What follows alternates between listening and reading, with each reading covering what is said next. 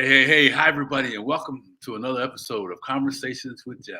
And I gotta tell you, you better sit down, get a comfortable seat, call your friends, call your relatives, because we've got a guest coming up today. It's going to do some amazing things to your spirit, your energy, just your whole overall perspective in life. So you do not want to miss it. I guarantee you that, right? And our mission with Conversations with Geoff is to bring speakers in like the one we have coming in from all over the world with different messages and different things that they can share with you, the listener, that know you're meant for more, that just can't seem to turn to the next corner, just wanting to get that next advantage up. Oh man, impactful information, and then giving you some empowering solutions that you can employ in your life and begin that journey to living your purpose full out, right? And what I believe now, we take all of that. Now check this out. What I really get excited about even more is that we talk about something that is I believe is the most underutilized, underappreciated, and undervalued asset that we all have. And that's thinking, that conversation you're having with yourself about yourself. So I want you to check out how that applies in this conversation I'm having with our guest today, and take what we leave you that you can use and put it to work right away. Our goal is to give you something that you can do right now, right? For those of you that looked in the mirror and said, oh man, I don't want to see the person looking back at me. Give you something that when you look in the mirror tomorrow or look in the mirror later on, you're like excited to see that person, right? We all have those days, right? Anyway, I'm the host, Geoff Tyson, and I'm known as the Comeback King. And I got that name from, living life like many of you have, going through all the ups and downs in life and keep moving forward no matter what. Kept moving forward no matter what the problems are. Kept moving forward whatever the disappointments are, just like many of you have done that. And you're going to hear in the story today with our guest that she's had the things that she's done, man. I'm sure she's had some comebacks that just blow your mind. So anyway, let me just take a minute and give you a highlight of her bio. Just a lot to share, so I'm going to spend just a couple of minutes on it because you want to just know who you're getting ready to meet. Listen, her name, Liza Marie Garcia, is the founder and chief operating officer of Now Publishing, based in Tampa, Florida. She's worked with hundreds of writers and authors in the company's first 7 years. Now reached important milestones. Hey, more than 60 books across multimedia platforms of various genres. Those early genres included business, leadership, entrepreneurship, mental health, health and wellness, and faith-based storytelling.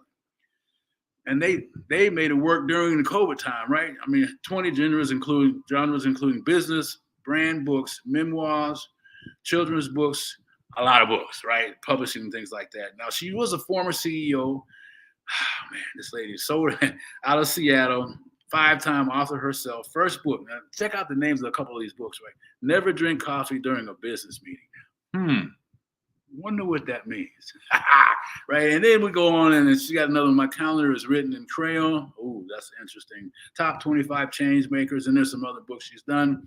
She's also the distinction of founding one of the first professional service firms in telecommunications industries in the U.S. She was 27 years young at that time. She first worked for IBM, built a business, sold a business.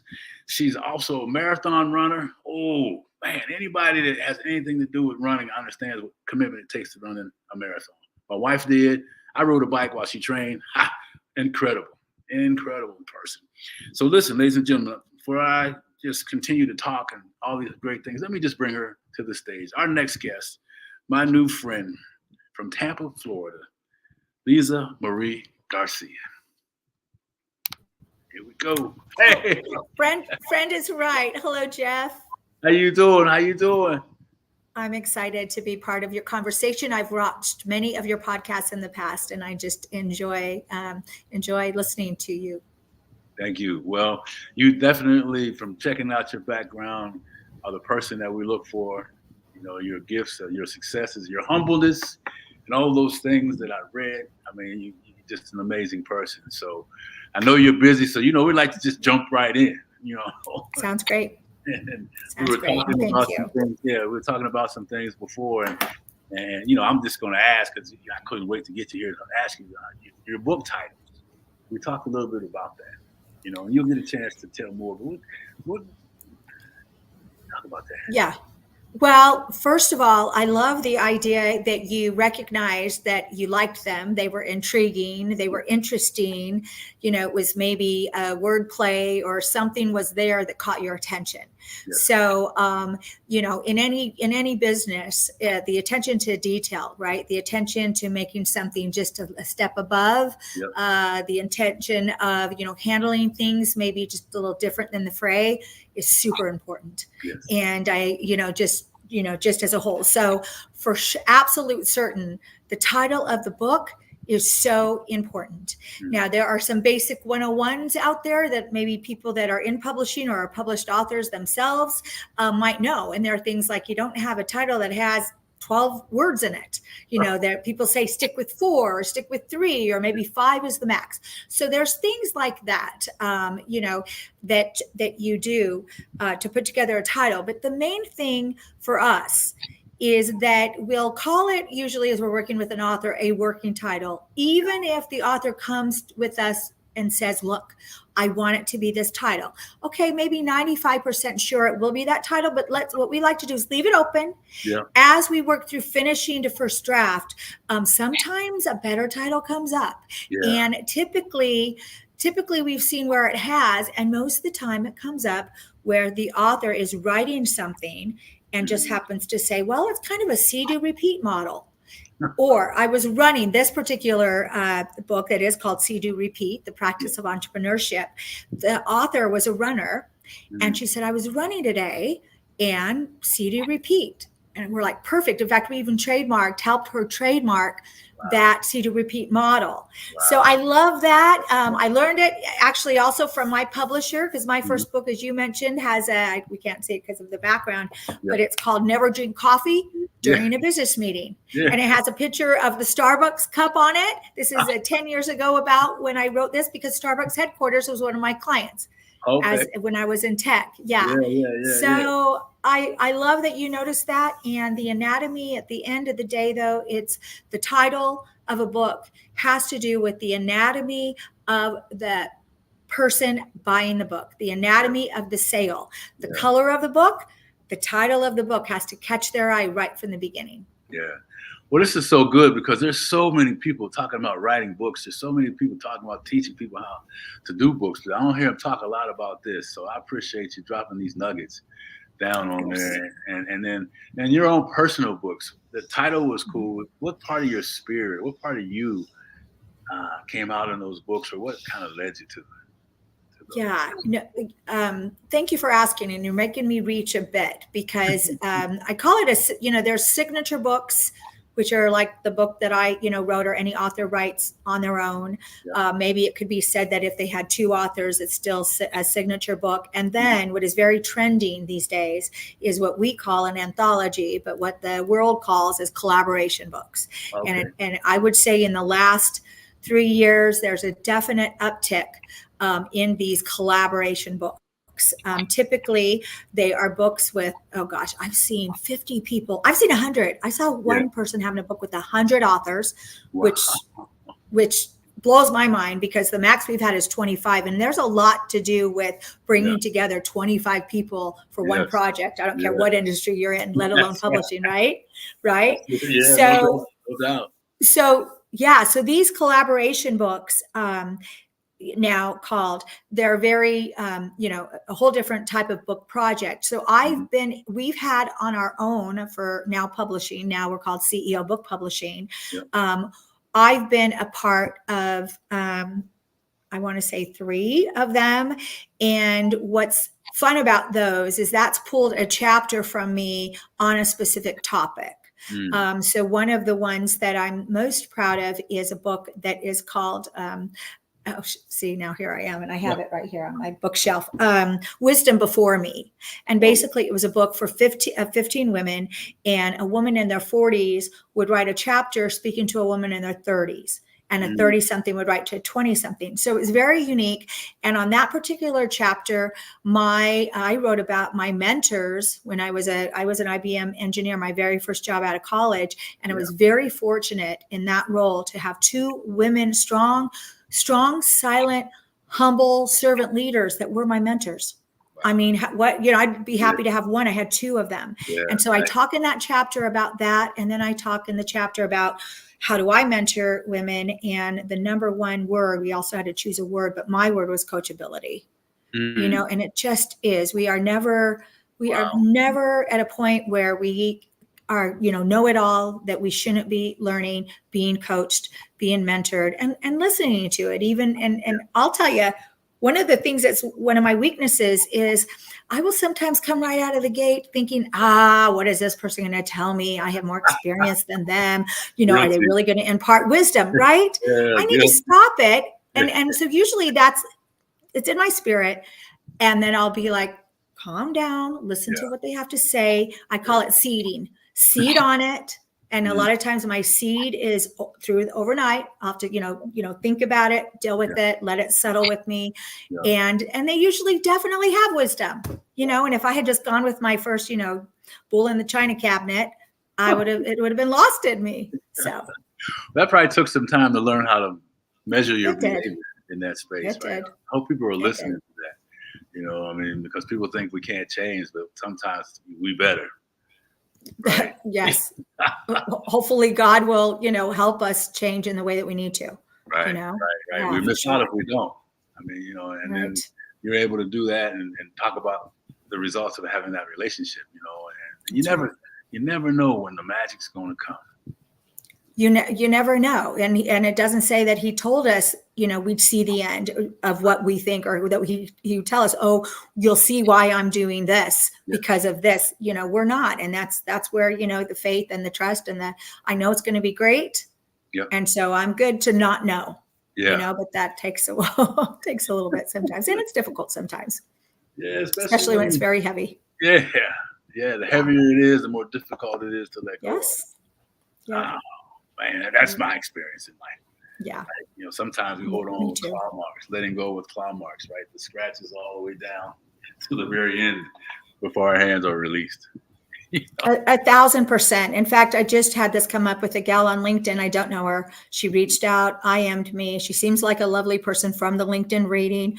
I said, let's talk. So she scheduled a call. She didn't show up. Okay, that happens. Yeah. Then she apologized, scheduled another call. Didn't show up. And then she just apologized. And she said something like, I'm having a bad day. And I said, you know what, just call it a day and go to sleep. Sometimes it gets so heavy. And I've even in my own life and in my daughter's life, call it a day. It's been a bad day. It's really hard, but get the sleep and tomorrow starts anew, right? The new mercies and a new day. And you just sometimes it's so heavy that you can't even, even as a positive person I am and a person of faith and trust and knowing that it's right. Some days you can't reconcile that within the day. Yeah. Yeah. You can't. And if you try, it just takes more energy out of you, takes more energy. And it's that, some say aha moment, some say other things, but sometimes it's surrender, as you were talking, the word surrender. Yeah. Make some popcorn, veg out. Just stop trying on this day. Tomorrow's a new day. Yeah. Such great words to hear and not easy to practice, but the results are definitely worth whatever time it takes that you can learn that lesson. Right. Yeah, for sure. So let's I know you're the author and you're doing all these things and all these egos. People, I'm just assuming. I'm assuming. It's a great assumption. You got it. You're right on. So, how do you, and this would be great for people to hear this because, we all need to learn how to deal with people, no matter who and how they come at us, right? That's right. And so I'm sure in your space, you've seen all kinds, but I want to help people understand that there is a way to deal with any kind of person. And particularly that one person that's kind of or the 50 people that are, No. So to set it up, just to address it, I feel like, we're talking in our minds because I totally know where you're going, and just to, talk about that. So first of all, though, I've had some difficult times in my life, of course. And one of the difficult times in my life was when I was going through a divorce after 16 years of a marriage, kids, and the whole thing. And I'll tell you, a lot of how I coped with it and got through it was the people that I was surrounded with. And it's not what you think. Like, first of all, I even wrote a post on it recently, and we've all heard of that. We are the 5 people we surround ourselves with. 100% believe in that. We are those people. We listen to everything they say, and it's there as a young person thing when they have, again, I'm a mom, so I'm always in that mom mode. But, when one of my daughters recognizes a taker, a friend that's a taker, and a friend that's jealous, and so that she's kind of hurtful, that kind of thing, it's, you can't have those kind of people around you because they do affect you. Even if you don't think they do, they do. So the surrounding people of the right people is important. And one of the things that happened for me was that when I was going through this really awful divorce, 2 of my very closest friends were going through way worse situations. One had a double mastectomy and had breast cancer last stage. She did survive, but she had that happen. And the other had a dad that was about 4 hours away from her that she dearly loved that got Lou Gehrig's disease. I mean, how much, right? So did I talk about my problems to either one of those women? Of course not.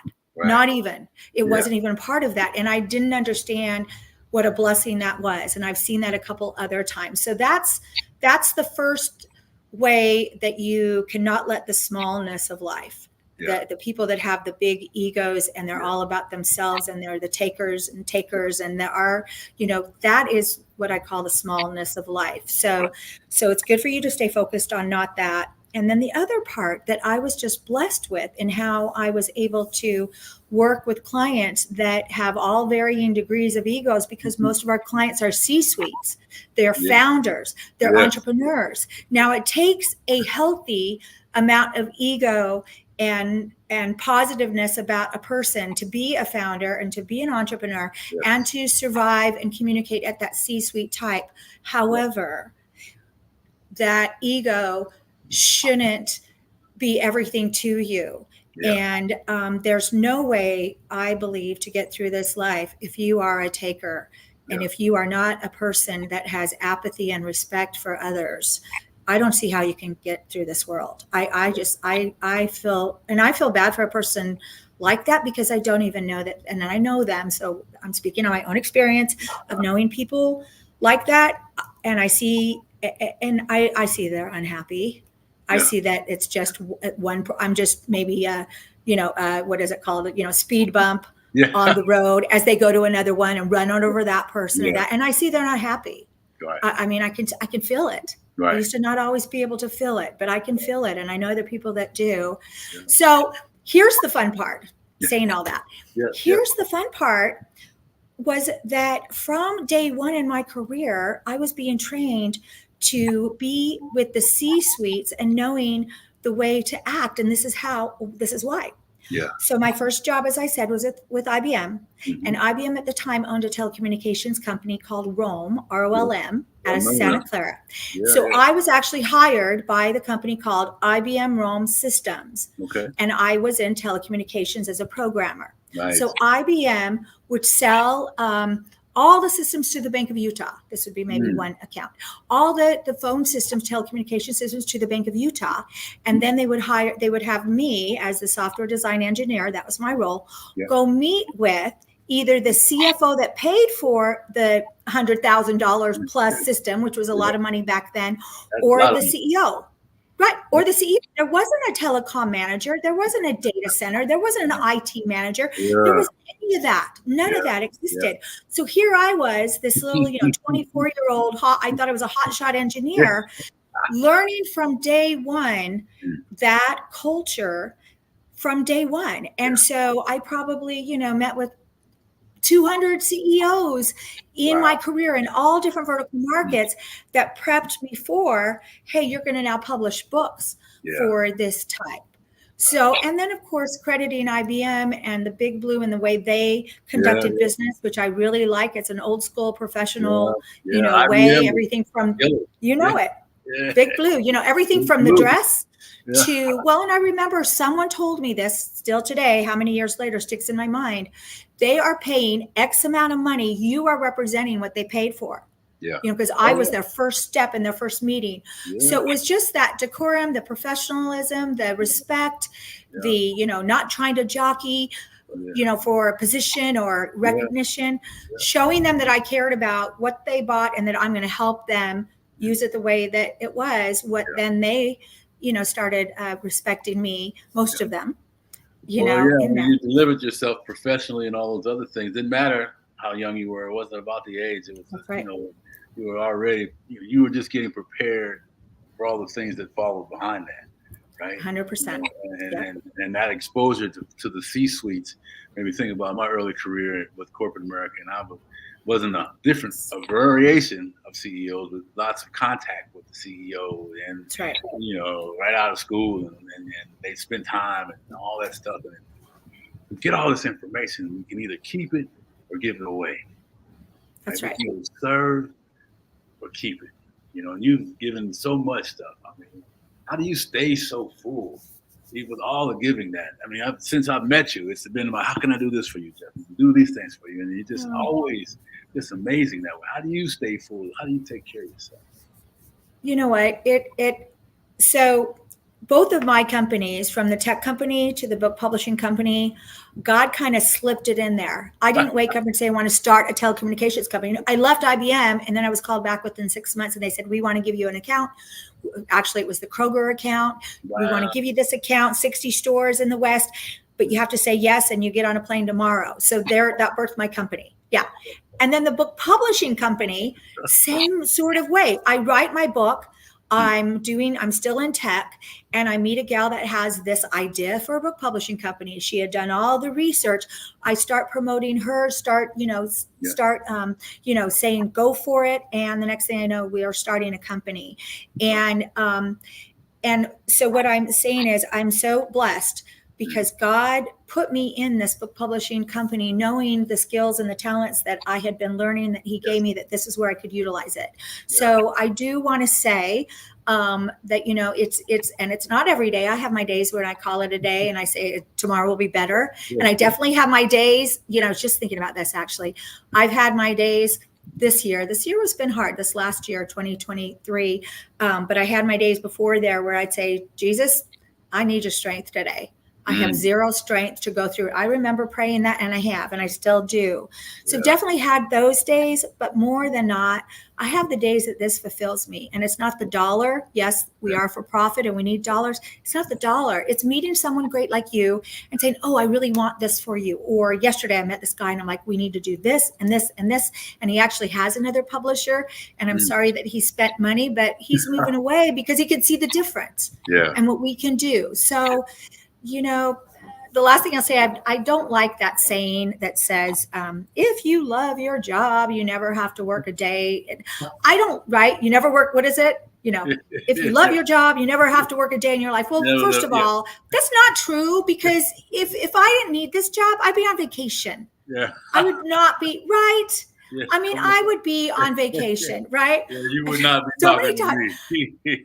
I mean, I do love my job, but I mean, come on. If we are for profit, we have to meet payroll, we have to meet cash flow, we have to, forecast, we have to know what we're doing. And now I'm not trying to complain, but for the most part, I'm energized by the great opportunity that God puts in front of me, the people I meet, their stories, and I know I'm working for him. So that is the way I keep energized. It's a win-win symbiotic thing, right? It's not just on my end. It is. I feel you when you talk about those moments of when it's just like, God, I have no strength. I've been there. More recently, we've been encouraged. Yeah, with loss is hard. Yeah, it is. Yeah. It's inspiring to know, though, that they say this too shall pass. It will. And it does. And I believe that I used to be the one that would pretend like it never mattered. And that didn't end too well. my life. So we live in that pain, we live in that sorrow, we live through that pain, we live through that sorrow, right? And 100%. enjoyment comes back so much faster. Well, and when you were saying that, the only people that show it doesn't matter are the social media baloney front. It's all great. Yeah. I learned that a long time ago where, it was, gosh, it had to be 15 years ago. I was a young mom. And I remember a woman boasting about her husband. And to be honest, I was like, yeah, I am kind of jealous. Your husband does seem better than mine.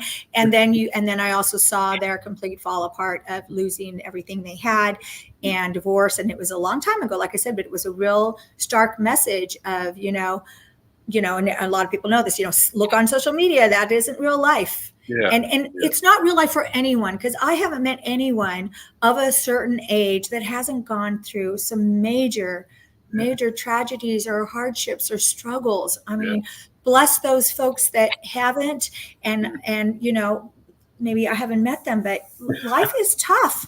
Life is tough, and the world is tough, especially now. We have all this stuff going on, but it's not. It hasn't been easy. You look at the history of man. You look at the Old Testament, for goodness sakes. They're getting killed, and all their, the stuff is being taken. I mean, it's not easy. It's not easy, and there's so many people walking around and suffering in silence. And I just had breakfast with my son-in-law's dad and his wife's friend of a lifetime, her daughter at 37 years old. And this is not just, the world's coming to an end, but we're talking about life and people suffering sometimes. And her life led her to walk out into the highway and end her life. Oh. 37. 37. Suffering in silence. Suffering in silence. And then the poor 13-year-olds that do it because of bullying at school or something. It's just, it's tragic. And to get to that point where there's no out, the best thing for them in their mind. And I mean, I think this is mental health awareness starting. We've had books on that subject, and of course met people, and it's just, it takes me right to that, being grateful for what I have. I have two daughters that are healthy. I have two daughters that are going to college, for goodness sakes. Wow. Thank you, God, for that, and that. And, it's just, it's difficult.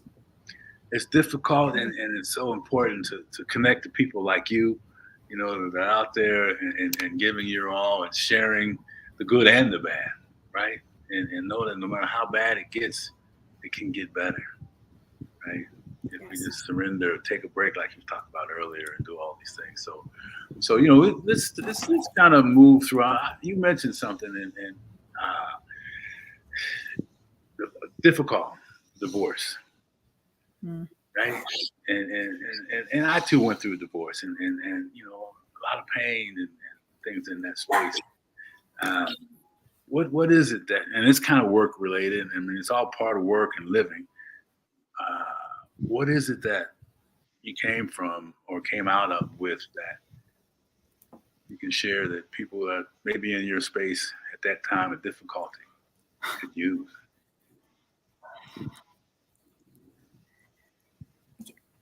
Sure. I'm definitely a person that, I love that saying. This is one saying I do love, your rear view mirror is a lot smaller than your back window. So it's telling you, keep looking forward, don't look in the back, at the back. And I'm definitely that kind of a person. I've always been that kind of positive person, probably my upbringing. Thank you, Mom and Dad. But so I really, after I got through it, and it was difficult, lots of wasted money on lawyers, lots of everything you can imagine, mediation, arbitration, trial, you name it. I was there and had to pay for it and be there. But I was telling it, my experience was somewhat unique because there was a lot of money involved. We had accrued assets and just a bunch of junk right now when I'm looking back at it, but a lot of money. And so because of that, I have a friend that's actually, she's still going through a divorce, and she has even more money than we had when she went through a divorce. And I advised her like 2 years ago, I said, just give him the money that he wants and be done with it. Yeah. And I know that's hard, and she didn't hear it. And now she's, she can't even believe it. And yeah. So my advice, first of all, is to just, the lawyers are going to get, everyone, usually knows this, the lawyers are going to get the money. And in my case, I remember thinking, it's okay, I'm rich enough, my ex-husband will get half and I'll get half. That's not how it worked. It ended up being that he got half and the lawyers got the other half.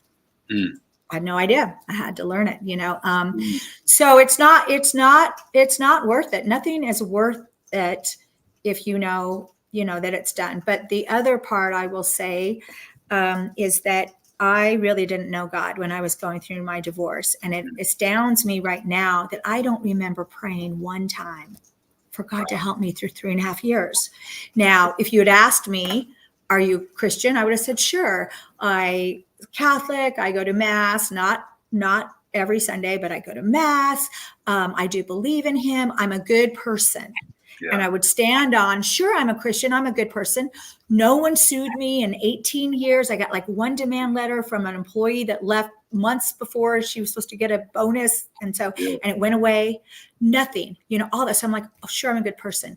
I did not know the Bible. I had never read the Bible. I didn't know Jesus, who he was. I didn't know the Helper, the Holy Spirit within us. I didn't know that. I didn't know God, our Father, at all. Yeah. So I am 360 degrees different. And I thank God for, even as hard as it has been since I've been in Tampa, but coming through my divorce and then going through to be where I am with today, with the love of my life, and with the Jesus and God that take care of every part of my life, including my professional life.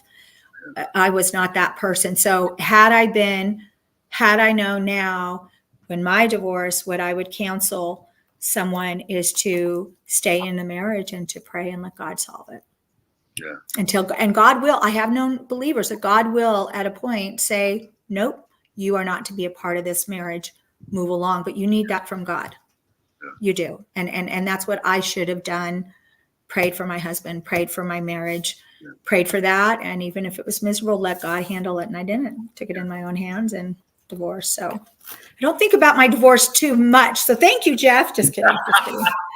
Actually kind of came up yesterday. I was meeting with someone that actually wants to do a divorce type of thing. So we were thinking about it, but yeah.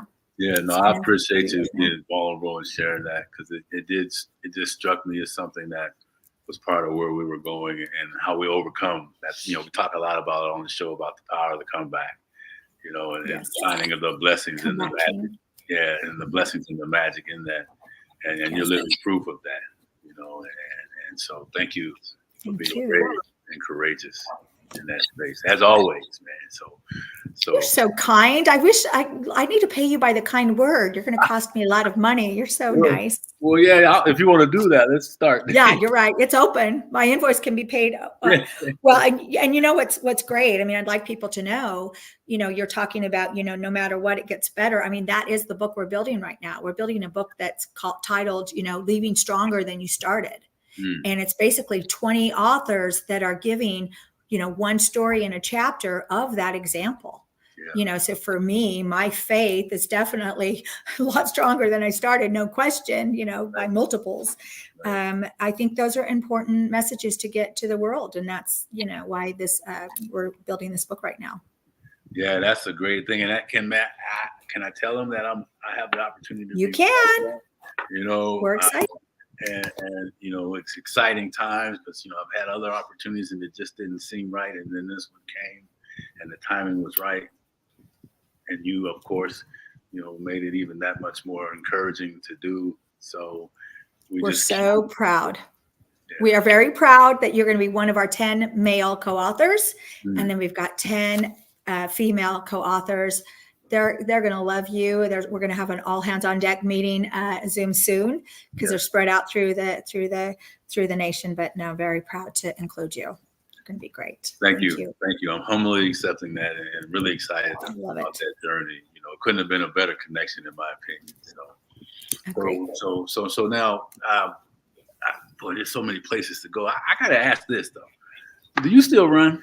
Are you still in the? So that's, you know what? It's so funny. And I was going to correct you. So when I moved to, so I used to run, as you said, you know, and I had an example, right? So I call him the best person I know in the world is my father. I grew up watching him run amazing marathons, so much so all like under 3 hours, all over the world. Like I think he ran Boston I know he ran 2 times, maybe 3, just amazing guy. Right. So I grew up with that example. So of course, you know, I'm like, I'm going to run a marathon one day. Well, so I did run one full marathon. I ran it when I was in Seattle, you know, trained for it. And it was the Las Vegas one, a bunch of half marathons. So I moved up here and I had just kind of started the sprint triathlons. So I'm a really good swimmer. I was on swim team. And then, so I just had to pick up the bike. So I trained for the St. Anthony's one. This is, you know, years ago here. And a few of my friends came up from Seattle. We ran it together or did it together. But the one thing I didn't do is train for the run because it was too hot. You know, according to me, it's too hot. It's too humid. So I hardly train at all. So I do horrible in the run.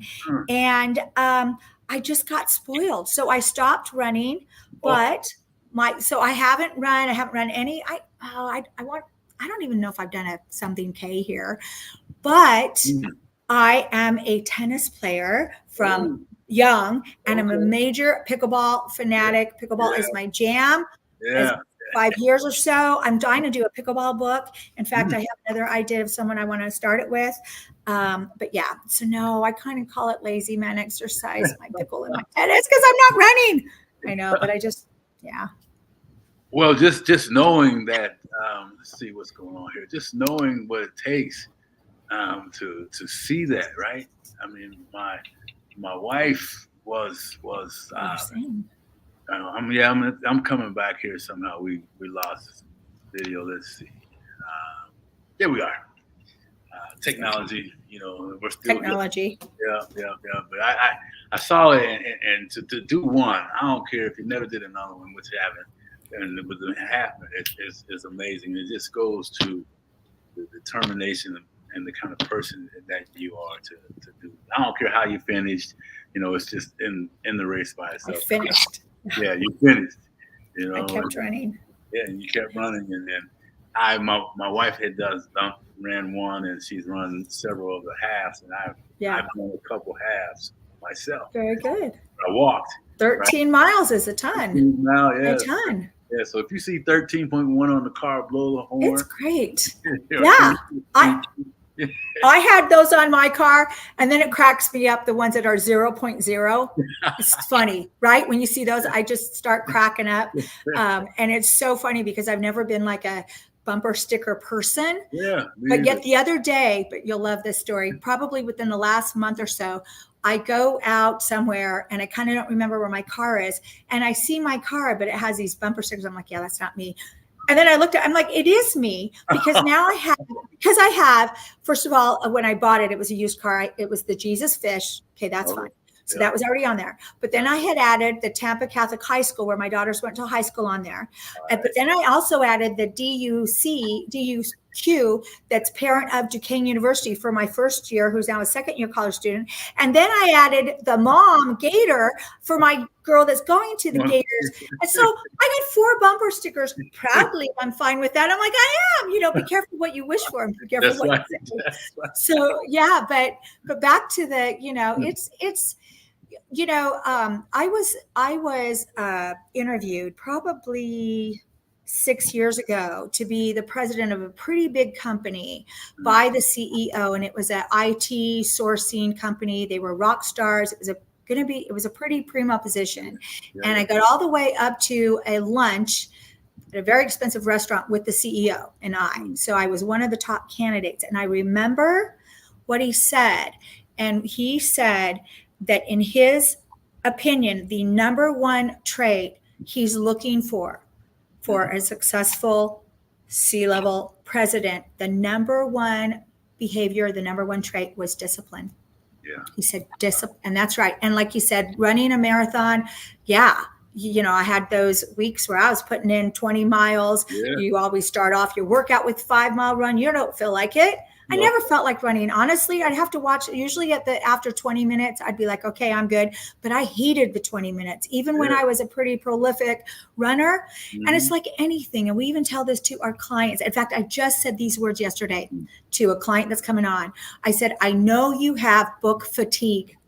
There is a point when authors have fatigue, meaning they don't want to read their darn book anymore. They don't want to proof it. They don't want to see our edits. They just want to say, do it. And we won't do it. We'll have the conversation with them. This represents you. I know you have fatigue.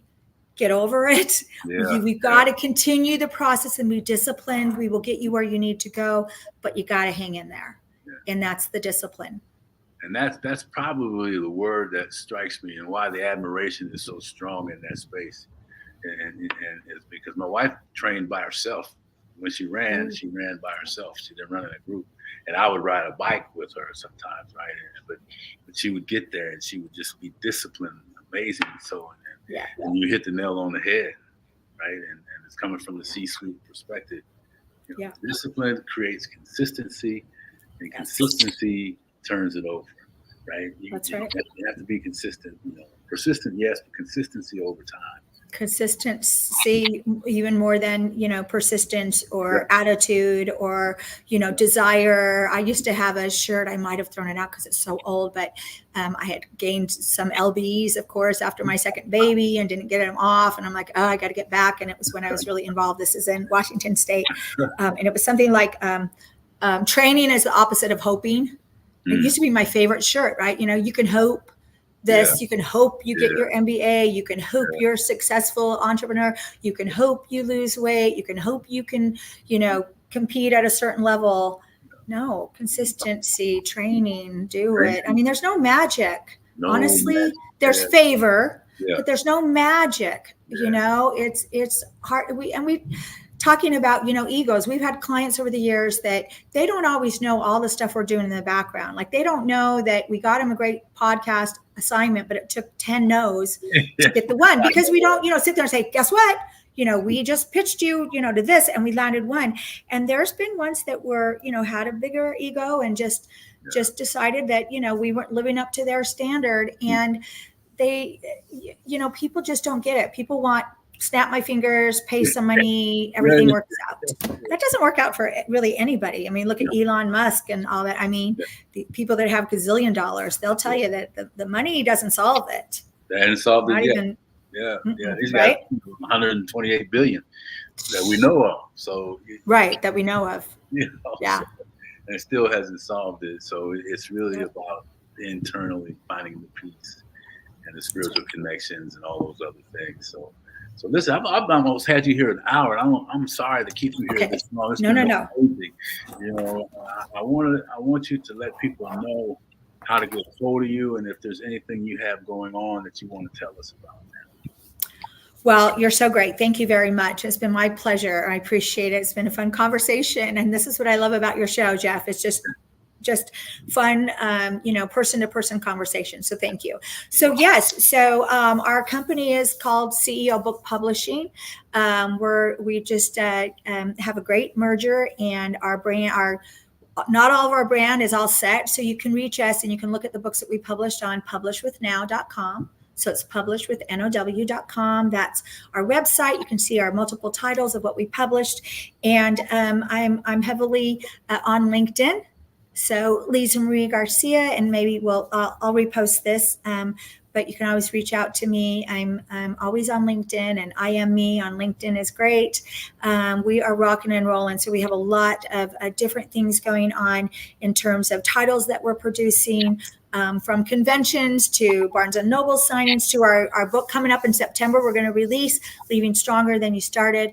But just align with me on LinkedIn, and a publisher now. So I'm always available to help you out and maybe answer a question, lead you in the right way. Right. And that is it publishwithnow.com? Correct. Publishwithnow.com. I just dropped that on the comments so people can catch up with that later. And I will tell you, people, she mentioned LinkedIn. This woman has over 20,000 folks in the LinkedIn community that she's developed over the years. So what's that mean? That means if you're like me and you're a LinkedIn retard, you want to make sure you figure out how you could capitalize on maybe some of the things that she can help you with in that space too. Yeah, for sure. And you know what? Same as you, I'm gonna if I can come back to StreamYard, I'll put it in the chat here. Okay. And then it will go, anything's open. Where's that little StreamYard person? But yeah, Liza Marie Garcia is, you can reach out to me on LinkedIn. Gosh darn it, I can't find you. I've lost you. Just kidding.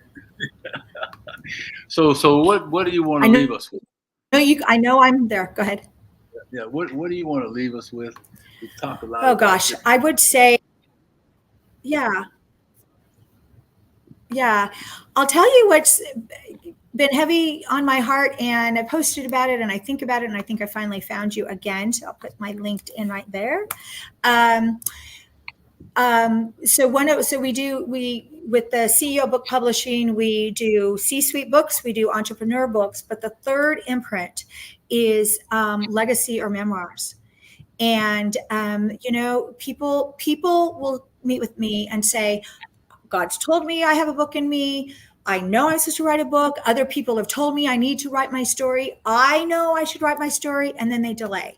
And I don't know what you're waiting for, because do you know that if you can wait? None of us know if we can wait. And I want to say 5 without thinking them through, but over the years of 8 years, I've had at least 5 people that we've started their book and then they passed away. And that's a big deal. Yeah.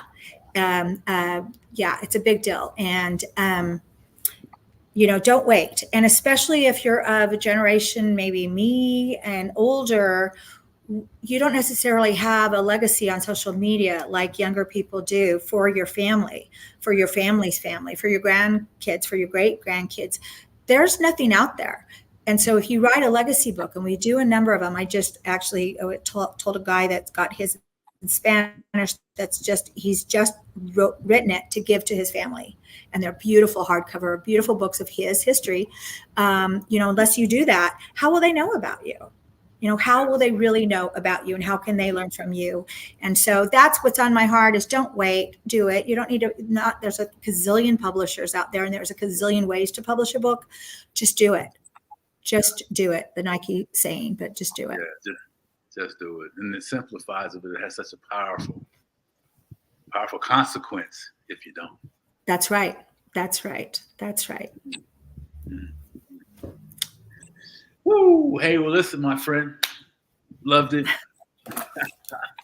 I appreciate. I'm writing down "just do it" because I can't wait to rebroadcast this. And I thank you again, Geoff. Thank you so much. Thank you. Great time, and you're welcome. And we'll talk later. Take care now. Sounds good. Okay. Bye-bye. Thank you.